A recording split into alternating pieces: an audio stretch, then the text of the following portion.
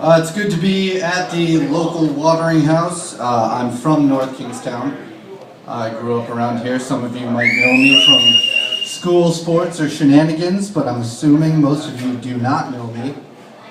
So I'm gonna tell you a little secret. Up here I might seem very calm, cool, and collected, but I'm actually butt-fuck nervous. I'm very nervous right now. I gotta be completely honest, I'm freaking out a little bit. I'm actually so nervous that,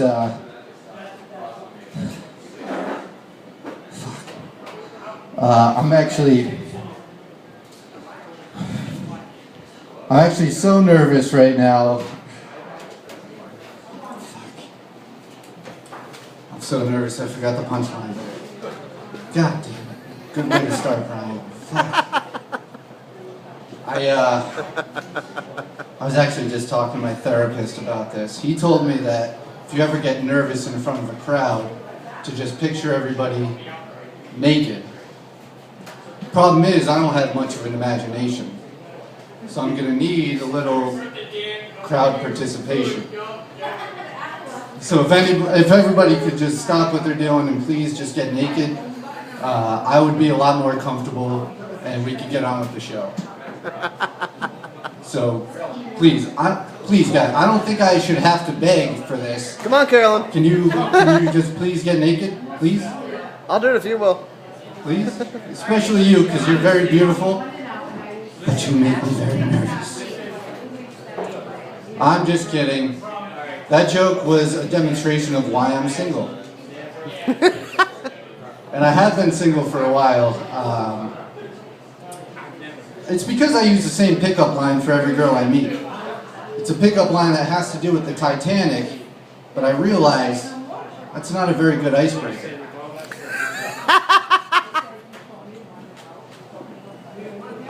Deep down inside, I realize I'm single because this is what I look like. I look like the douchebag that blasts shitty music from a shitty vehicle with the windows down and thinks I'm so fucking cool for doing it. But how cool can you be when your car is lined with wood grain paneling? Honestly, it's wood grain paneling. Be jealous. I mean, that's what I'm bringing to the table. Some wood grain paneling. That's what it's all about. And it's weird. I don't know if I'm the only one that feels this way, but I feel like when you're single, it seems like everybody else around you is in a relationship. Everybody else is a couple. I have two friends that I've known since high school, and they've been a couple almost the entire time that I've known them. And I hang out with them all the time, and I just recently found out that to make extra money, they do live webcam shows. And if you don't know what that means, well, it's a lot of sex stuff. What they do is they take a webcam, they set it up on their computer, and they have sex in front of the webcam, and people log in, subscribe, and pay to watch them have sex in front of this webcam. Now this was strange for me because, like I said, I hang out with them all the time, and after learning this, it just seemed like everything that they would say is just sounded perverted. You know, for example, the other day I called up my buddy and I said, hey man, what are you doing? And he goes, nothing, just waiting in line at the bank. And for some reason, I thought, sperm bank. I don't know why, that's just where I went with it. So in my head, they're at the sperm bank, but it gets worse. He goes on to say, I'm just trying to make an ATM deposit, but I don't know if I'm going to be able to get it in. And if you don't get that joke or you don't think it's funny, then you shouldn't be here, because I'm sure there's a lot of prep work to be done at the church bake sale. I'm just kidding, it's all jokes. I love telling jokes. That was good. I like that. Telling jokes is one of my favorite things to do. It's just something I haven't done in a while. I used to do stand-up comedy, but it never really worked out for me. It didn't work out the way I planned it. I think it's because I'm only really good at half of it. You know, like, the comedy part isn't that funny, but I am damn good at standing up. Damn good. I'm doing it right now, in case you didn't notice. I think I would have been more successful. I just never really had much of a support system in place. You know, some people have sisters, brothers, friends. I had my grandma. She's not really the demographic that I'm going for, you know. I am lucky enough to have my grandma. She's always been a big inspiration. Actually, fun fact about my grandmother. She's had 4 husbands in the time that I've been alive. I'm 27 years old. She's had 4 husbands. The first 3, coincidentally, were all named Richard. But the last one was named Philip. That's right. It took my grandmother 3 dicks to get her fill. She would be so disappointed if she ever heard me tell that joke. She'd be so disappointed. She wanted me to be a priest. It's true. She wanted me to be a priest. My father wanted me to be a priest. So naturally, growing up, I wanted to be a dolphin. I don't know why I thought I could be a dolphin, but they're very intelligent animals, and I figured with the added brain power, I would be able to figure it out. But that logic doesn't make any sense, which is why I'm here and not a dolphin, but I digress. Oh man. I'm glad there's so many people here laughing. Anyway. So, where was I? Oh yeah, that's right, I got sidetracked on dolphins. I remember hearing that if you're going to be a priest, you know it from a very young age. You know it because you have a calling, or you feel something when you're at Mass. But honestly, the only thing I ever felt at church was tired. Especially with them singing lullabies the whole time. And then you give me crackers and wine at the end? That's a recipe for a nap. The only other thing I ever felt at church was a pain in my ass because those benches were fucking terrible. They were so uncomfortable. No wonder why they call them pews. It's because they stink.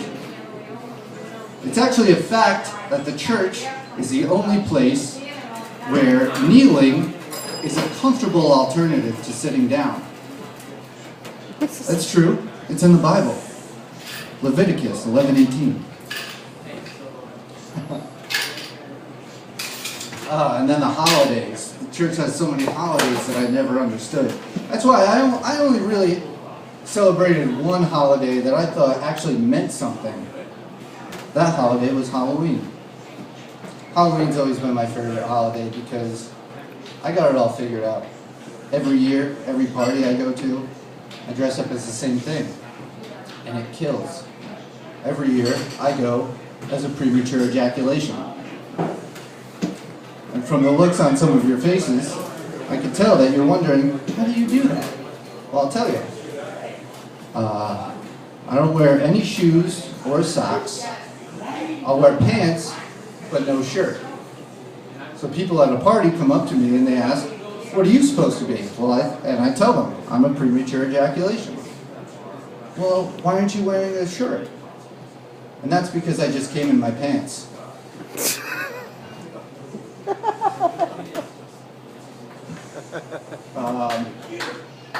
So I'm in the market for a new car, and no segue for this one. I'm in the market for a new car, and I feel like I need something that really reflects my personality. You know, something that kind of projects what I feel that I, in person, project onto the world, but I'm having a lot of trouble finding a sad masturbation mobile. I went to a dealership and I said that, and the salesman goes, oh, no, come on, right over here. The station wagons are right over here. You look like a guy that can appreciate the wood grain paneling. You make it very interesting very quickly. Funny or not, that's how you bring it full circle. You look like dick all day. Tell me something, but I'm in the middle of telling jokes. Tell me something funny. Stop fucking around. Okay, well, I'll get to that at the end. Oh, in the meantime, you can Anyway, I told that last joke because that's my grandfather's favorite joke. And he just died. So whoever that fucker that's yelling shit out should shut the fuck up. My grandfather was an amazing man. Very awesome guy. He very business savvy. He always spoke in proverbs. You know, he like, it seemed like every answer that he gave me when I was younger was, you had to be you'll understand when you're older, kind of an answer, you know. I remember one time I was younger and I was playing in my room and I heard him in the other room talking to a colleague about a bonus. And I didn't know what that was, but I was curious like a cat, so I ran around the corner and I asked him, Grandpa, what is that? He said, what's what, buddy? I said, what's a boner? And he goes, oh, you mean bonus. You don't want to get those two mixed up. And being a little child, I asked, why? What's the difference? And he looks down at me and he says, what's the difference between a boner and a bonus? Well, your grandmother's probably going to blow my bonus. I told you, he was a great guy. Awesome guy, my grandfather. I like that. He, you know, I was very lucky to have him in my life long enough where, as I got older, me and him grew closer.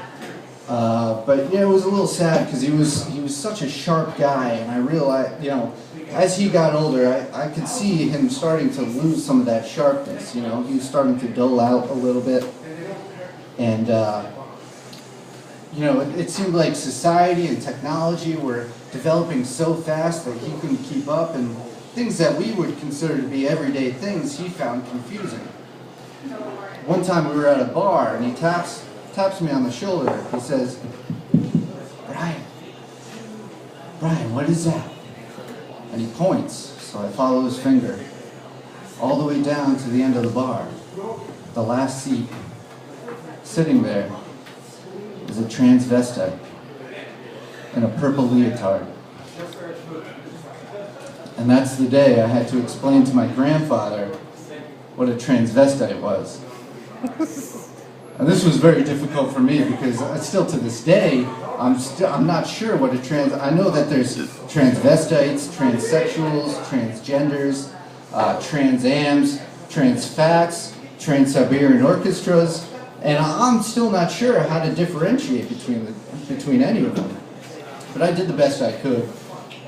I did everything I could to explain what I knew, but still, I could tell, by the end of it, I was more confused than he was. He had a little bit of a glossy look over his face, but he only had one question. So, at the end of explaining it, he turns to me and he asks me, so if a transvestite goes missing, do you put their face on a carton of half and half? Thanks, guys. That's all I have tonight. Thank you.